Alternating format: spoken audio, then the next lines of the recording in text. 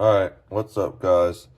It's been a minute since I did one of these, mostly just because I've been going back and forth between being busy with real life stuff. Not, this isn't real life. I literally just give you guys a window into my life. But, been too busy to record, and I haven't really been making much coffee. I've been making microwave tea or drinking energy drinks in the morning to get going, just because I didn't have the time.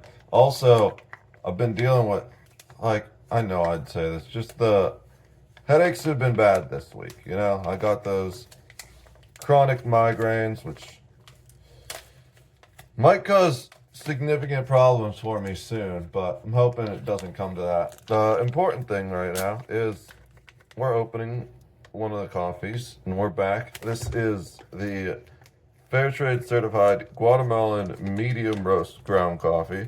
I'm pretty sure we've done this before, just as a K-cup, although that one was Guatemalan organic, so I don't know, it might not be the same thing. But we're gonna I wanna try this today, and then normally we finish one bag before we open the next bag, but I want to try the Colombian next and see which one I like better, the Colombian or the Guatemalan. This says, and we can read this once we get it all scooped in. All right, so do the default. Usually 5 scoops is the best. I find that about half the number of scoops that a pot will make is optimal. Now, most pots do 12, but this is a 10-cup pot, which actually ends up turning out, this is really fine. It actually ends up turning to be perfect because this fits almost 5 cups exactly. So I have just a tiny bit left over, which annoys me, but it would be better than 12 cups, where I'd have a lot left over, but not enough to make a full 3rd cup, All right, so there's one. I haven't had anything as far as coffee or energy drinks yet today. I'm still waking up. 2, 3,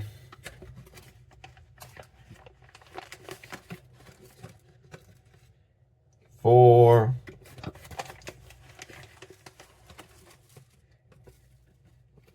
and 5. All right, let's go ahead and get that going. Put that up here. Seal this guy up. We don't need to even put it in the tin because it's got its own bag. There's a resealable bag. The tins are mostly for the bags that can't be resealed. Fold that over nice and tight. Make it as airtight as possible. If we were storing it for a bit, we'd put it in the container, put it in the fridge, but we're gonna go through this pretty quickly. It's a pretty small bag. Smooth and exotic. It's a medium blend. An exotic coffee combination. Notes of chocolate, nuts, and dried fruit. This well-balanced blend results in a nutty aroma and smooth finish. You guys know I love my nutty coffee. All right, so what do I want to talk about today? Well, I guess Charlie has some input. I guess he just wants me to let him outside. Yeah? Okay. Go on, Kat. There was something I said I wanted to talk about in a previous video that I was going to save for another time, but I can't recall what it is. You know what's going to happen? As soon as I finish this and I'm halfway through my 2nd cup of coffee, that's when it's going to come back to me. But, yeah, I guess the main thing right now is I'll just give you an update about the content. We're writing another rap. I think I might start doing more of that. Still got a lot of stuff going on the back end, just getting everything figured out. I've got lots of work to do on the stream, like work on a bot and all kinds of things. Plus, I've got stuff, just regular things to do around here. A lot of it isn't even really mine, but I agreed to help people out, so now I got to do it. But we're really going to be leaning into the music hard. I need to do some work on the studio and some technical work with like the setup before I could actually record seriously. That first rap was just a joke, and it went over pretty well, to be honest. Especially, it was like minimal effort. I did spend like maybe an hour or two writing that. I don't remember how long it was. I like wrote half of it, got a snack or something, came back to write the other half, and then I recorded it like, I don't know, 5 or 6 times. I wasn't trying to get it perfect. There are still a few times I messed up in that last recording, but especially since it was a joke, I just wanted to not like stumble over my words and everything. And I was like, you know what? It's good enough. When I like work on more serious songs, though, which I think a lot of my music's always going to be tongue in cheek. The song I'm working on right now is literally called Don't Quit Your Day Job because someone commented on it. Don't quit your day job. And the funniest thing ever is I actually started writing something like that years ago because people are so goddamn predictable to me. Like, none of you really surprise me. Except in bad ways. I've always been a person that sees the best in people and then they just utterly flip over and become servants of the devil. And I'm like, oh shit, you really chose evil, didn't you? That surprises me. It's always, it's just like, it seems like everyone's just a snake these days. And I know it's not everyone, but it always seems to be the ones I choose to put my trust in for whatever reason. I guess I'm just bad at choosing people, or maybe they're just good at taking advantage of my kindness. I'm probably a little bit of both, right?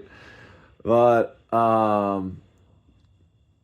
the point is, I knew this would happen eventually, even before I ever started releasing music. Someone would comment, don't quit your day job. So I think at least back in high school, at least back in college, or maybe back even in high school when I was writing a lot, because I wrote a lot in high school and college. I've got notebooks of songs that are probably fucking terrible by my standards today. But some of them I've gone through and I'm like, hey, that's kind of hot. I've got hundreds of notes that are not all full songs, but like fragments of songs in my note-taking app. So I want to see if I can find the original Don't Quit Your Day Job and mesh that with what I've got going on. I don't think the original one was going to be a rap. I think it was going to be like some hardcore metal. But sometimes that stuff meshes pretty well together. So I'm going to find that and finish writing that, but I'm going to take my time with it this time instead of just crushing it in an hour or two because I want it to be actually good.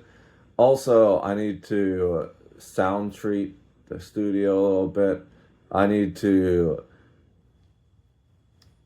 learn how to mix and master an audio track.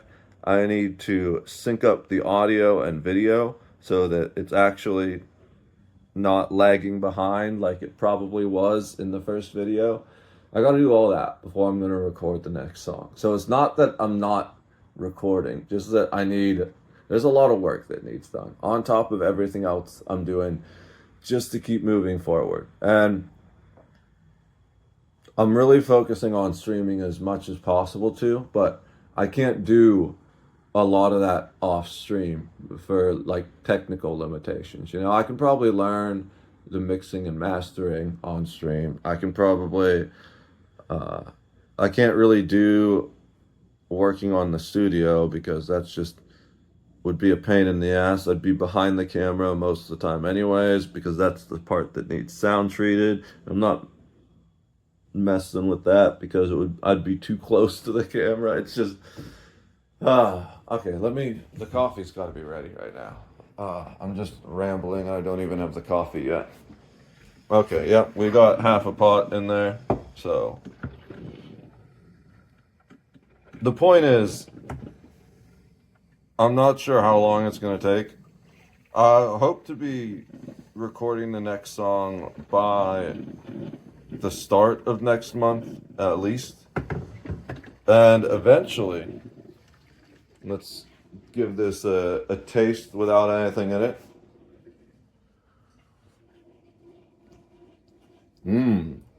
Okay, that's good. Oh, that's really good. It's very earthy, but it's just a full-bodied, delicious coffee. We're going to start with the half and half. I maybe put a little too much in here, but that's fine because I don't think we're gonna need all that much creamer to make this coffee drinkable, unlike the shitty Dollar General coffee.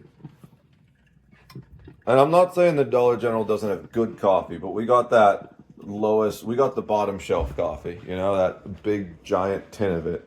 So I wasn't expecting it to be good. All right.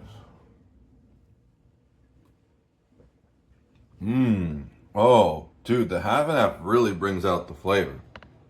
Oh my gosh, that's really good. But I think I want to do something else. I've got this coconut creamer. I really like this a lot. Just a little splash of this to add a little bit of sweetness. Mix that guy up. I can smell the coconut just wafting up. Oh yeah. Oh, that's delicious. The Guatemalan coffee is a straight up banger. I need to get this more often. This is great. Okay. So yeah, my whole plan is that I'm going to keep working on getting the studio set up and the mechanics. I definitely can't sync the audio and video up while streaming because OBS won't let you change certain settings while you're streaming. So that's all stuff that's got to happen on the back end. Also, I'm doing my best to stream as much as possible though because I need to get my numbers back up. And simply put, unless you get lucky with exposure, streaming numbers is directly correlated to streaming hours. Of course, there are people that legit fall off, like some of those leftist extremists. They say something insane and lose a lot of people. Right extremists too. I'm just thinking of a leftist example. I don't even remember who it was. I was just watching, not recently. This was like months, maybe even a year ago, where someone was catching a lot of flack.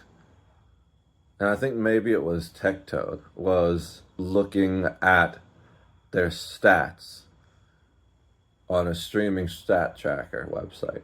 And it was a kind of insane graph because their hours were actually going up, but their viewership average was going down, you know?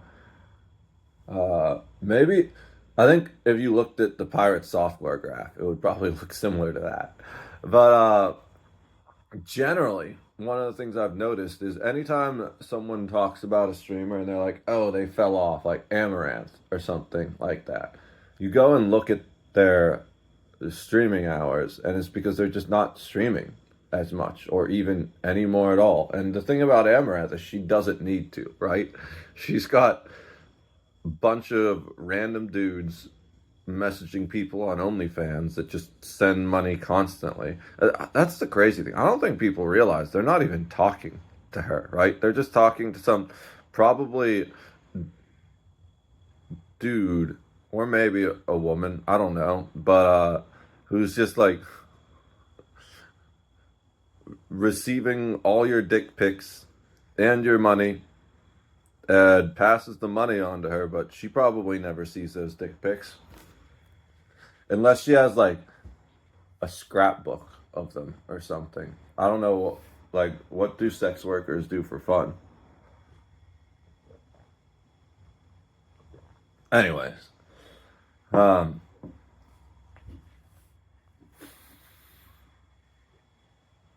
as far as streaming specifically, one thing I really want to do a lot is get back to story games. You know, there's a lot of story games that I used to play that I haven't done in a long time. And for a while, Destiny kind of scratched both the MMO and story game itch, but I haven't played that game in like over a year, maybe 2 years now. Last time I played was Beyond Light, and then I was like, bro, why do they keep charging us full price for half an expansion? I'm done. And I really did think about going back to the final shape just because I was like, I want to know how the story ends. But then I always realized, you know what? That's how they keep you on the hook. Even if even if it's good, I think Bungie has shown so many times at this point they don't care about the players. They keep doing all kinds of random, annoying, toxic shit. And the thing I hate most about the game is it's the power creep is intentionally terrible and insulting to all of your time. Where each season they basically reset your power level to zero. They don't actually, but your old power level becomes insufficient to do any of the normal content. It's literally the only game I know of that does that. The grindiest game out there, and the game that's replaced it, I've returned to full time, is Warframe.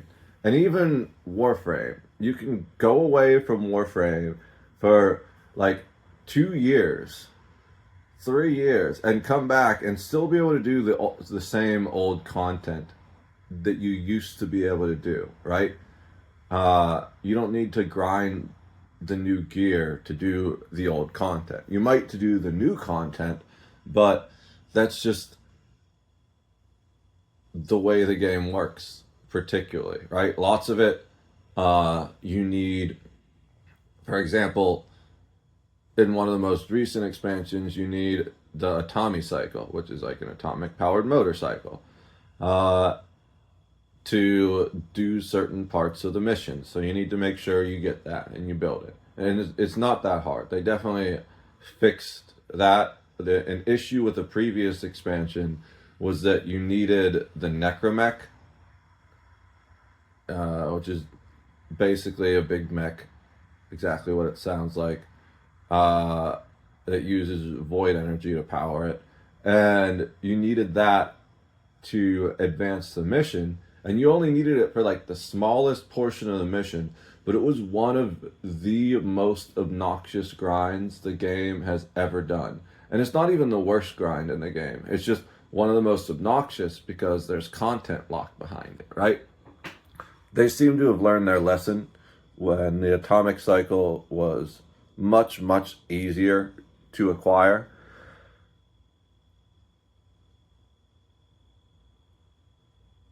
Then there's other games like Elder Scrolls Online, where as long as your build is solid, you can pretty much do any new content as far as I'm aware, as long as you get the content.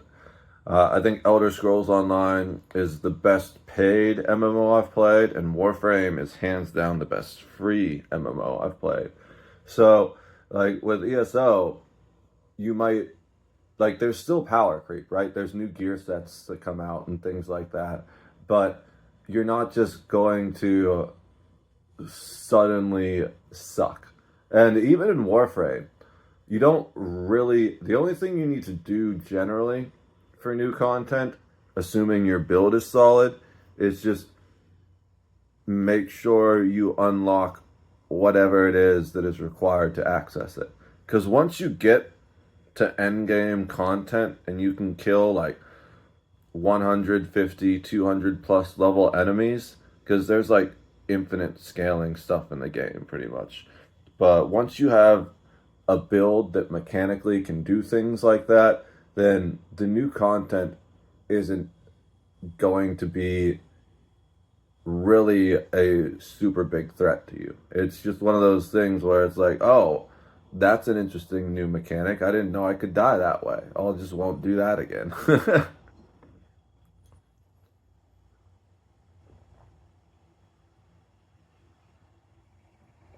I do think the map design in the new 1990 section, 1999 section is kind of shit.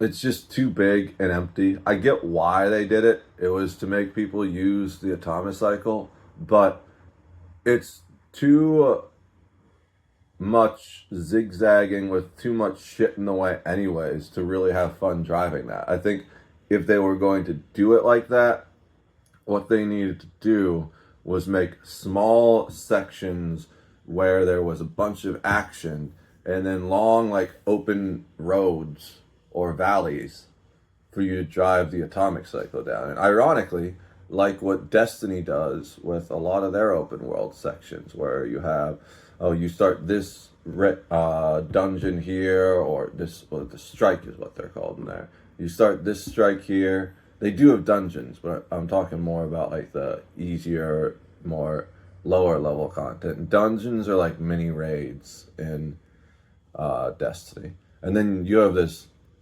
area where you spawn into to get to the strike or whatever quest mission you're doing. You gotta hop on your sparrow and like ride through a valley, and there's random things shooting at you here and there, but it's not really that big of a threat. I think if Warframe had taken a page out of Destiny's book and done that, then the atomic cycle would feel a lot more useful. For now, especially being a titanium main, where my primary thing, my whole build is just about going into flight mode and staying there as long as possible. I just stay in flight mode and I can fly there people faster than they can on their atomic cycles. And that's not exclusive to flying frames either, because there's other high speed frames like Volt or something that I'm sure can sprint there faster than they can ride on the atomic cycle, because the controls for it aren't even that great. It's a cool idea, but it suffers from implementation and poor maps. And there are two big issues I have with Warframe. Not big issues. They're not. That's incorrect. I need to wake up a little more so I don't misspeak.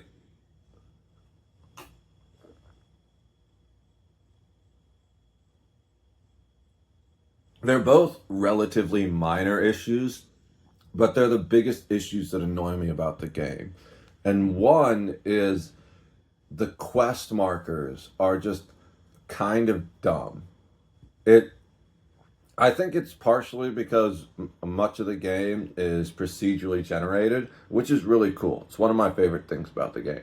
What happens is you have tile sets, and each tile set has a certain type of rooms and that it can spawn in, and they kind of will attach certain ways, so you can kind of anticipate, oh, well, this room is here, so one of these rooms is probably going to be attached to it type thing. But it's procedurally generated. Most missions have random layouts it's not super random. Like once you've played the game a lot, you can find your way around pretty easily. You have like an intuition. You're like, oh, I know what I got to do here, type thing. But it makes every single mission almost feel pretty damn fresh, even when you're just grinding the same thing over and over again.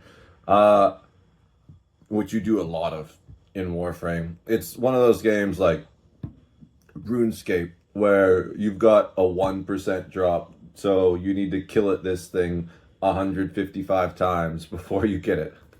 Um, so what happens though is I think partially because of the fact that it's randomly generated like that, the quest markers that like tell you where to go, sometimes they just lead you into a dead end or it's not helpful at all and you need to like wander around looking for where you're supposed to go. And I noticed that's particularly bad in Halvania, which is the new map area. And I think partially because it's got sections where you go underground and then come back on top again.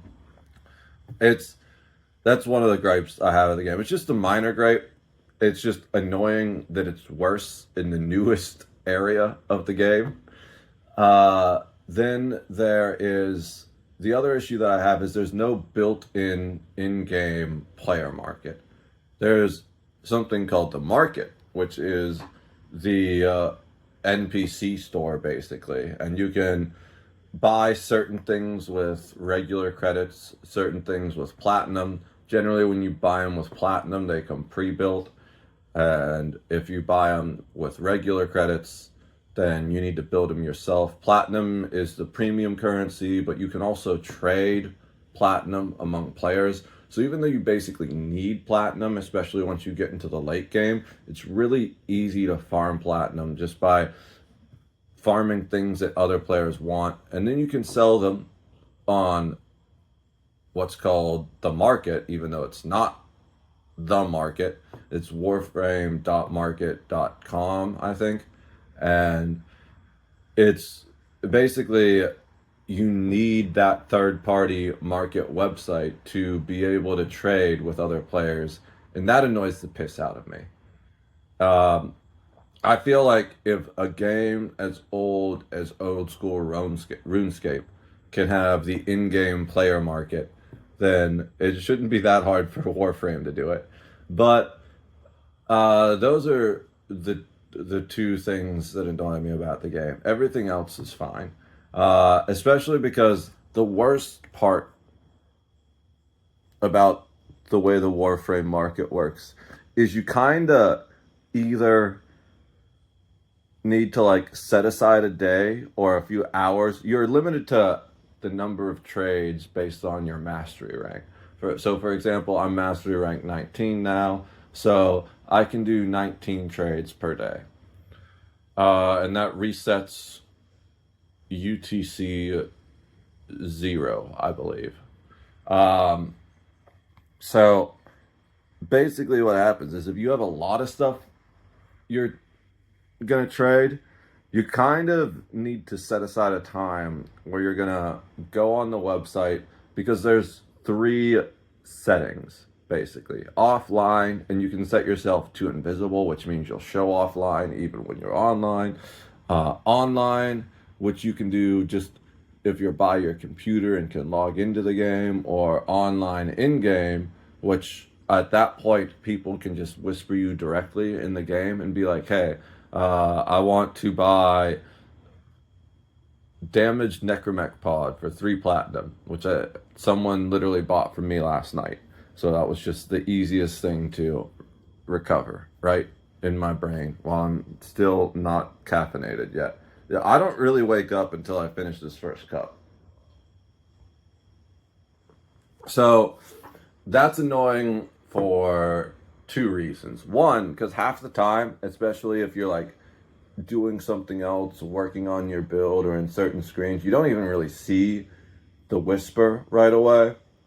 And the other half the time, you're just in a mission or doing a bounty or something like that, or even doing a quest. So you kind of need to like set aside some time, unless So right now it's not bad because I only got like a dozen items left, and they're kind of niche items that people just need to finish builds, like pieces of the Necromech or something like that. But especially when Barrow Katir, who is a trader that will buy unwanted drops of weapons and warframes from void relics, which is how you unlock a lot of the best gear in the game. You get these void relics, and then you need to farm a mission type which drops void reactant that will open the relic, and it's basically a mini loot box system. But it's my one of the coolest loot box systems I've ever seen in the game, especially because everyone that's in your group, you only get to choose one item, but you get to choose from whatever of everyone in your group. Like generally you want 4 people in your squad, and then all 4 relics will open at the same time, assuming everyone got all the avoid reactant.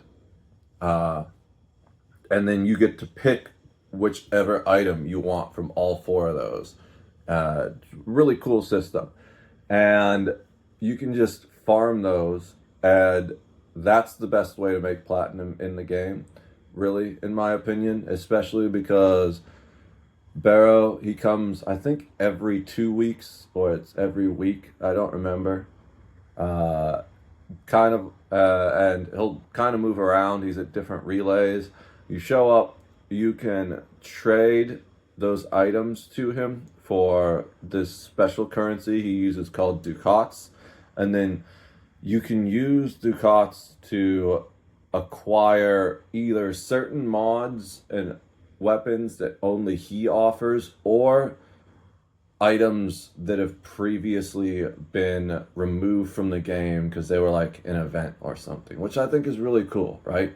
It really reduces FOMO, and it makes it easier to progress in the game. There's so many wonderful things they do in Warframe. The other thing they do is they unvault old frames. So eventually those relics get vaulted as new warframes come out and stuff, and you can't access them anymore. But there's another trader who is always available that uses this resource called Aya, and you can trade Aya to that trader to get those old warframes and old weapons, and that's really cool. Uh, there's like a rotation of 2 frames, and the weapons that were part of those relics, because what happens is there's a rare drop, I think 2 uncommon drops and 3 common drops per relic. So generally it's something like a warframe part, uh, 1 or 2 weapon parts, maybe 3 weapon parts, or a different warframe part. And then usually there's forma, which is an item you use to upgrade everything, really. It does 2 things. The most important thing is that it allows you to add a second energy color to your weapons and equipment, because we all know the real end game is style game, right? What it does mechanically in the game is every mod that you equip to a piece of weapon or armor has an amount of capacity it requires, and usually the more powerful the mod, the more capacity it requires. Each warframe and item, because it's like companions and stuff too, not just weapons, has a capacity limit. And there's 2 ways to deal with that capacity limit. The first is by using a reactor, which doubles your capacity limit, but you can only install 1 reactor, and they're kind of annoying to get sometimes. You're sort of limited unless you just throw a bunch of money at the game. That's always an option. If there's any game you're going to throw a bunch of money at, it's probably Warframe is a good game to do it, because the developers seem to really care about the game. And I've never, I don't know if I've, you know what, I did when I first started out. I think I bought one platinum pack when I was kind of a beginner. They might have a beginner pack. I think it came with a whatchamacallit. They have die sets. I forget what they call them in game, but when you first start the game, there's very few colors you can choose on your Warframe. And you need to use the premium currency to unlock other different die sets. Bro, I'm actually so sick of this phone. It's the operating system, really, that's a pain in the ass. It doesn't tell you when you're close to running out of battery or running out of space while you're recording. And it's just like the most basic functionality. Like, I know why. It's all a dark pattern where they want to frustrate the fuck out of you until you pay more money, right? Because here's the dumb thing, too. Even paying more money wouldn't stop the issue of it just running out of space because I'm running out of hard drive space on the phone. But this phone is, the operating system is literally trash because it just runs out of space mid conversation. Doesn't even warn me it's going to run out of space. It kind of does, but it flashes up there on the screen for a second and then goes away. So I literally never see it. Whereas every other phone app I have ever used would tell me exactly how much time I have left, right?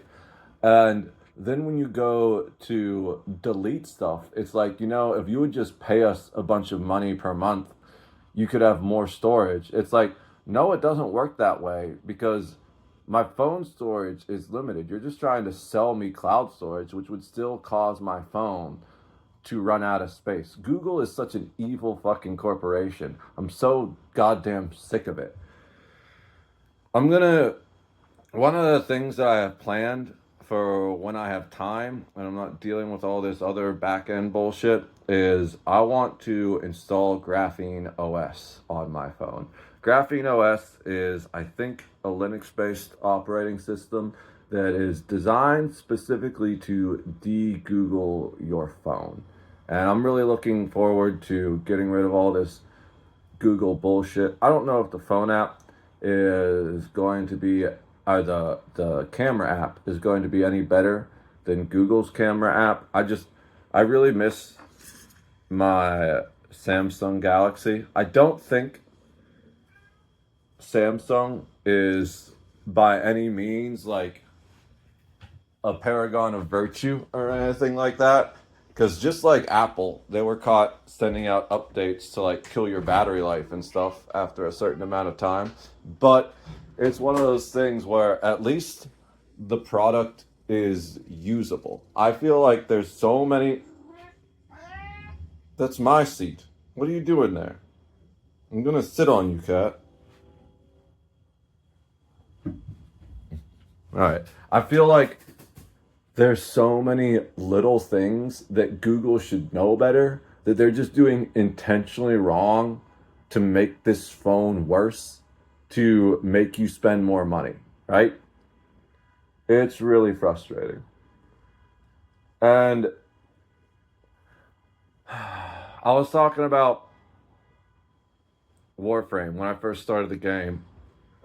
I think I spent money on the game once where I bought some initial platinum just so I could get some of those color palettes and maybe buy some extra stuff. I don't you can get Warframe and weapon slots and things like that.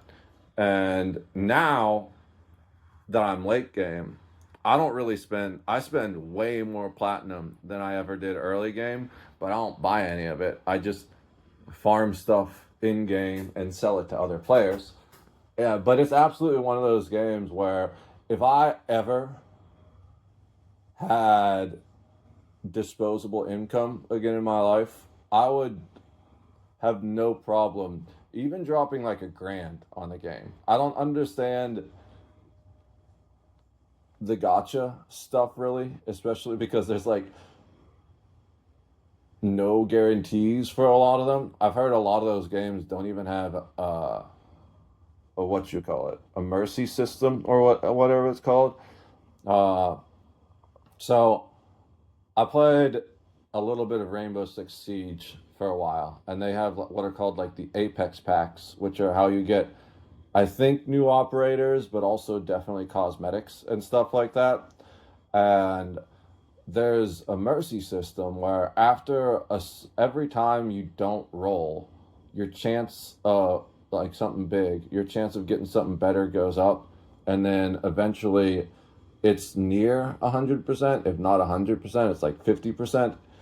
A lot of like I could have gotten that all wrong, by the way. It's been years since I played Rainbow Six Siege. As much as I love that game, it's just I don't have much time to game anymore, except when I'm streaming. And right now, I'm streaming Warframe.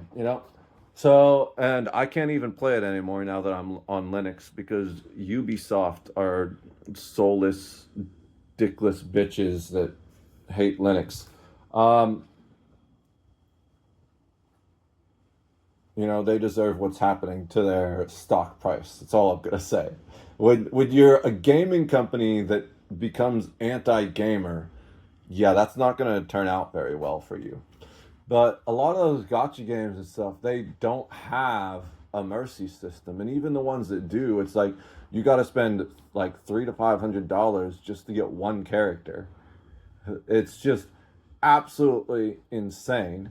I I can't imagine spending that much money on a game just to hopefully get one thing. I can't do the gotcha system at all.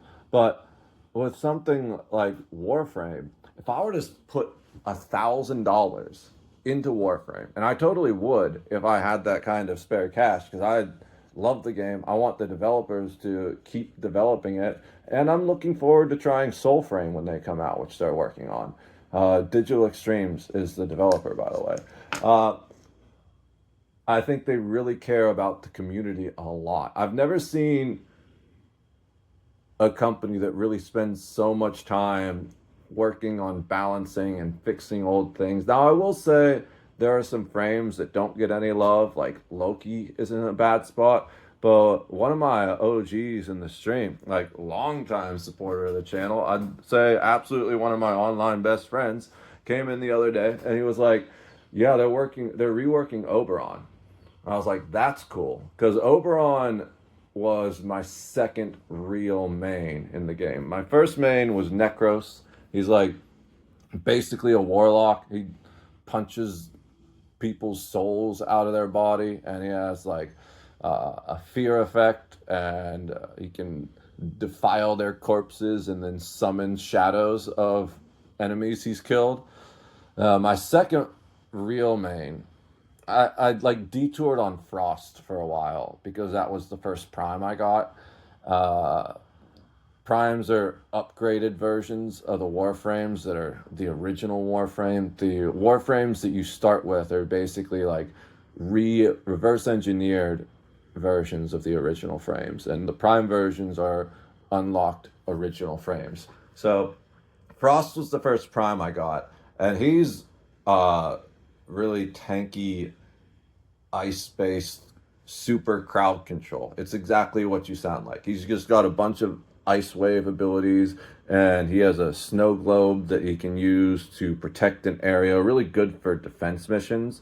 Uh, but that was just like a detour. My first main that I tried to do endgame stuff with was Oberon.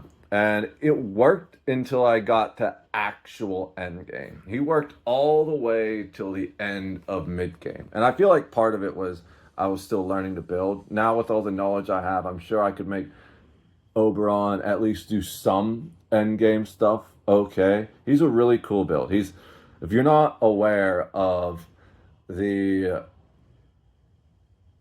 name, he is the King of Fairies from Midsummer Night's Dream, by Shakespeare, which is one of my favorite plays of all time. I had Puck, who was like the mischievous servant of Oberon. I memorized one of his monologues once when I was in high school. And uh, Oberon, the king of the fairies, he has a bunch of really cool abilities where he will shoot a radiation beam at someone, and when it hits them, it kind of explodes and sends out other beams that deal extra damage to enemies around him based on the target enemy's health. Then he puts out weed for everyone. Like literally just so on the basic version, it's just like grass, I think. But the prime version, prime's in addition to having slightly more power and as far as their like energy and looking cooler, they also generally have slightly different cosmetic effects. And his they turn into like ferns kind of, but they're kind of ferns that look like weed plants, and mine are purple and green. And he just puts out this field of weed that deals damage over time to enemies and also will buff friends. I forget everything it does, but the cool thing is there are ability synergies for a lot of frames, and with him, when combined with his third ability, which is Renew, I think it's called, it's a heal over time that uses energy to heal people whenever they take damage, and it also if they walk through your weed field, then they get an armor buff as well. So it was like he was a great frame for when I started getting into tougher content and I didn't really understand how to build Necros to survive that type of stuff yet. And his ultimate is he just does like this big AoE. He picks everyone up and slams them into the ground. Uh, he's a pretty solid support frame that does like he's like a traditional support, right? Heals over time, armor buffs. That's pretty much it. Uh, I think the other thing the field does is remove status effects, but don't quote me on that. It's been years since I played him actively, and he's just not in a super great space right now. But they're working on buffing him. It was to the point though where once I started to learn builds better, I couldn't get him to do end game content. Now I'm sure I could because my knowledge base is so much bigger than it was back then. But I ended up switching back to Necros as my main for a while, and then as I was playing through the game, I unlocked Titania, his queen, the queen of the fairies, from Midsummer Night's Dream. I think it's so cool that both of them are in the game. And she's ultimately my favorite frame. I've never the gameplay for different frames is so crazy. I think it's one of the few games out there that has someone for basically everyone. She is also a support, but she's more her heals aren't quite as strong, but they can be pretty solid still.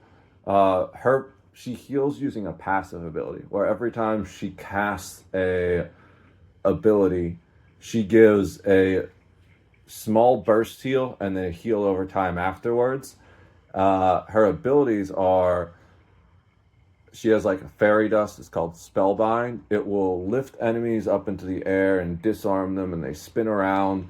But the main reason I use it is because allies that it hits, it protects them from stagger and status effects, which is huge, especially in endgame content. Because like three of the things that are going to kill you, four of the things that are going to kill you in endgame content are pretty much all status effects. There's slash, there's fire, which isn't too bad, but electricity fucks me up, and the worst is toxin procs.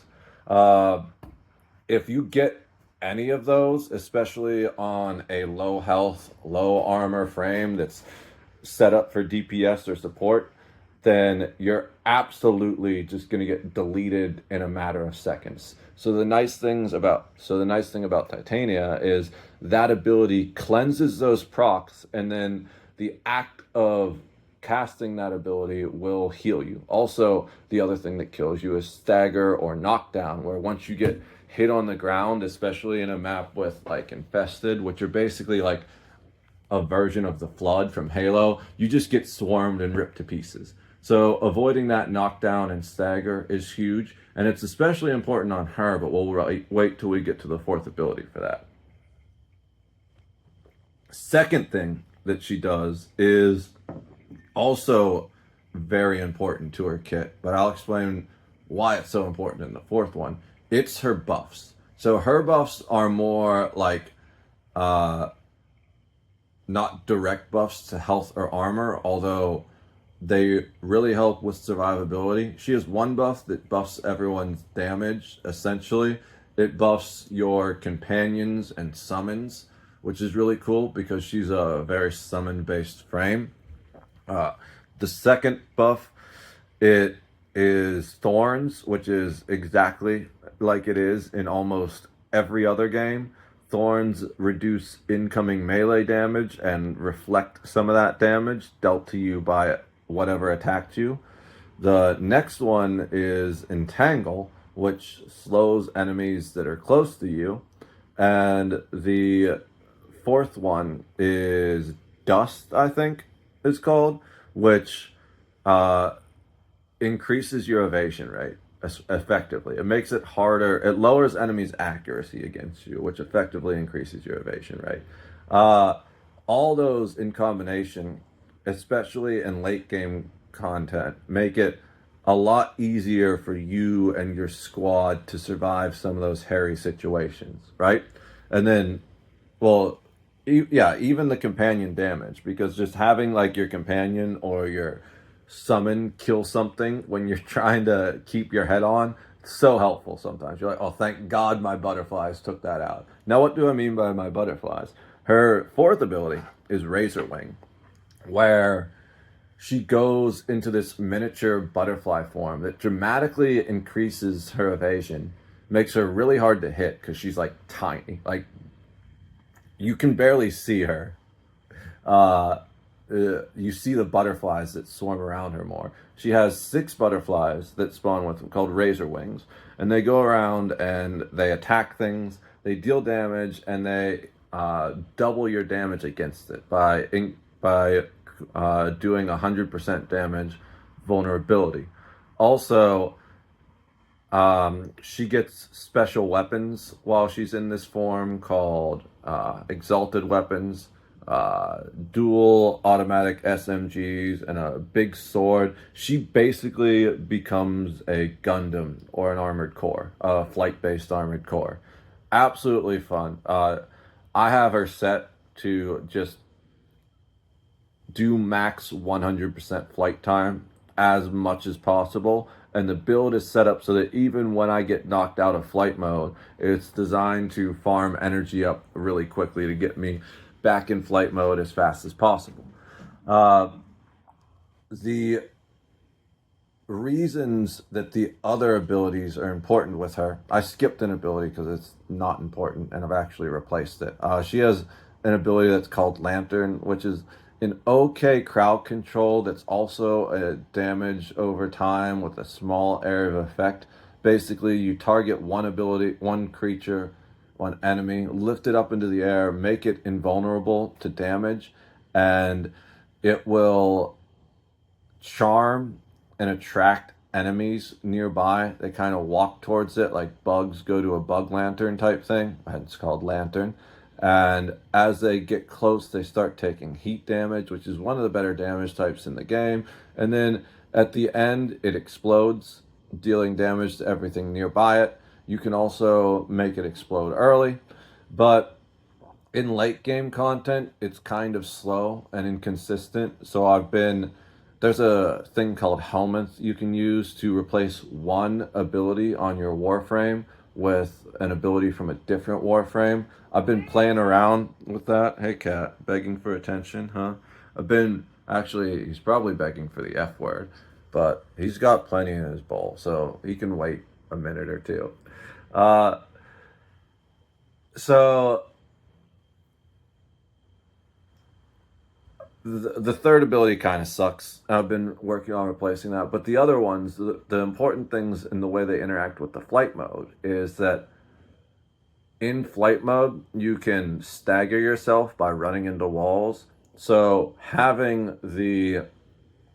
uh, the spellbind ability to keep yourself from being staggered is huge, because being staggered in flight mode, even though you've got super good evasion, you need to keep moving as Titania, at least the way I have her built, because I don't build for survivability at all. I have one survivability thing that increases my damage resistance while I'm airborne, which I'm always airborne, but I'm going to replace that with a different mod soon once I farm the mod. I just don't have, it hasn't dropped for me yet.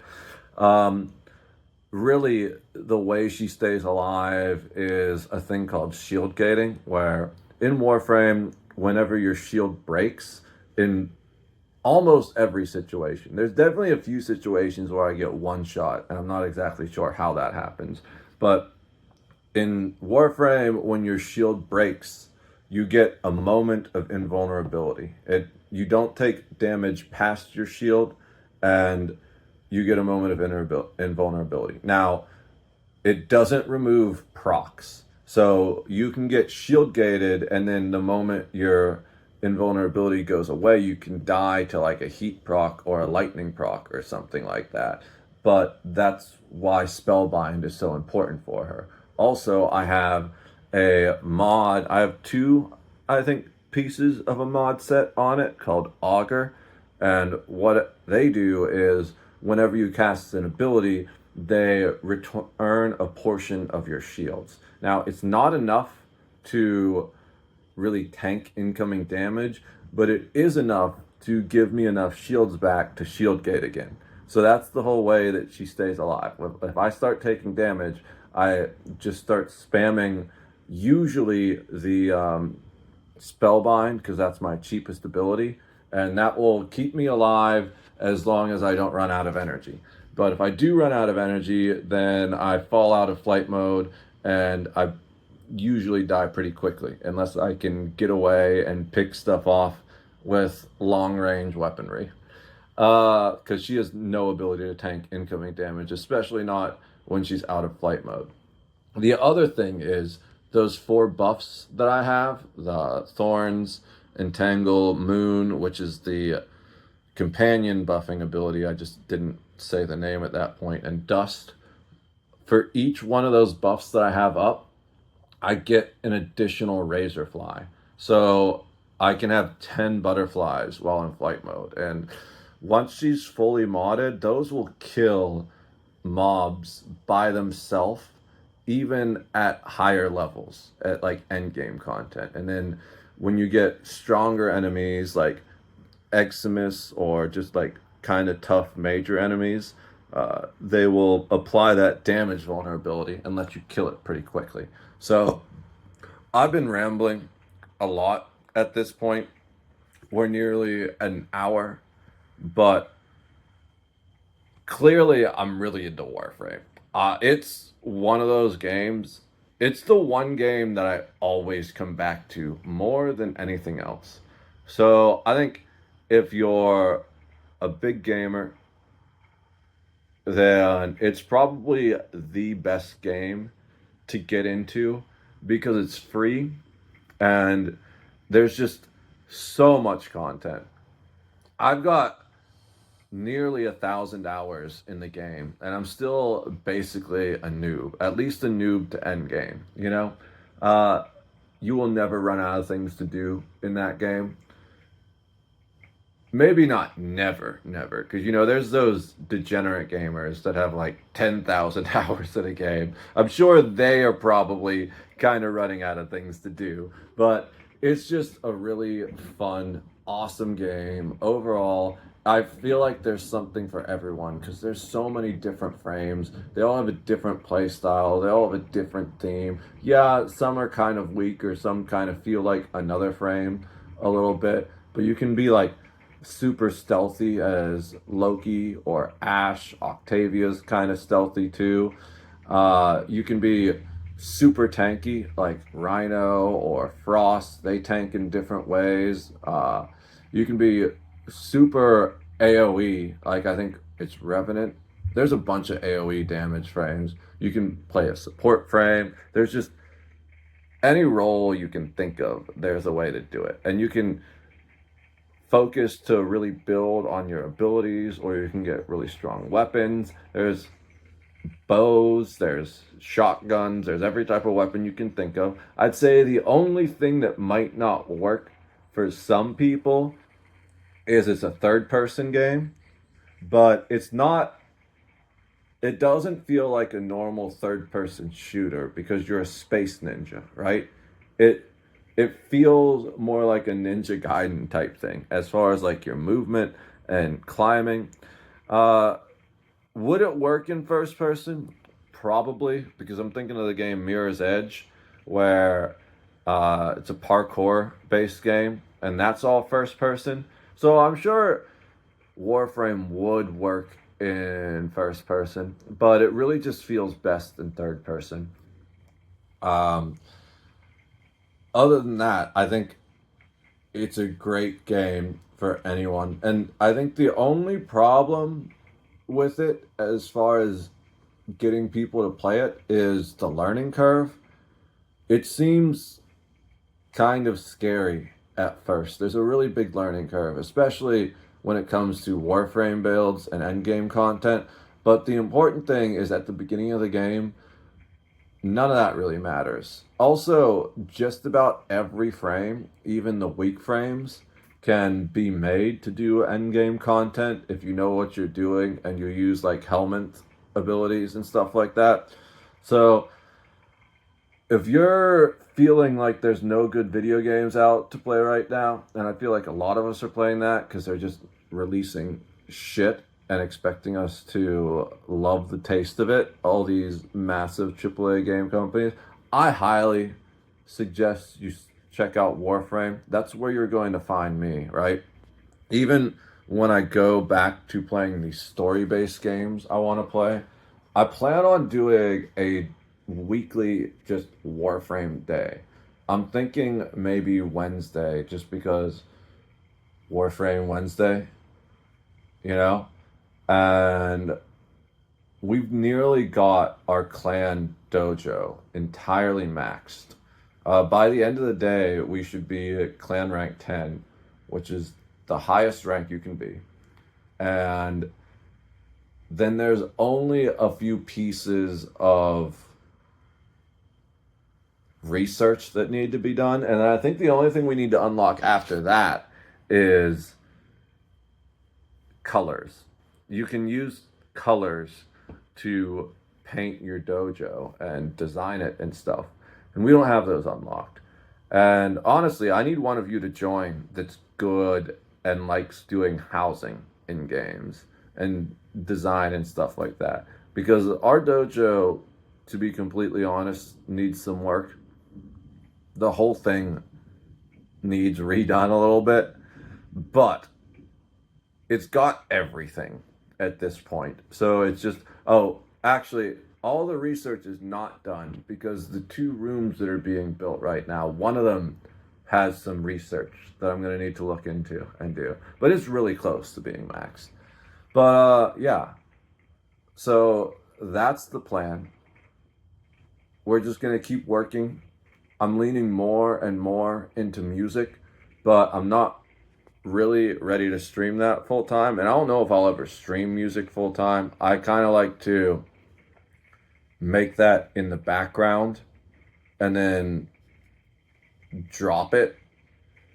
I'll probably stream myself practicing guitar and stuff again once I have more time to do that, just because I want to get good at playing guitar again. I used to be okay at that. Now I can barely play the songs I remember, if I can even remember them.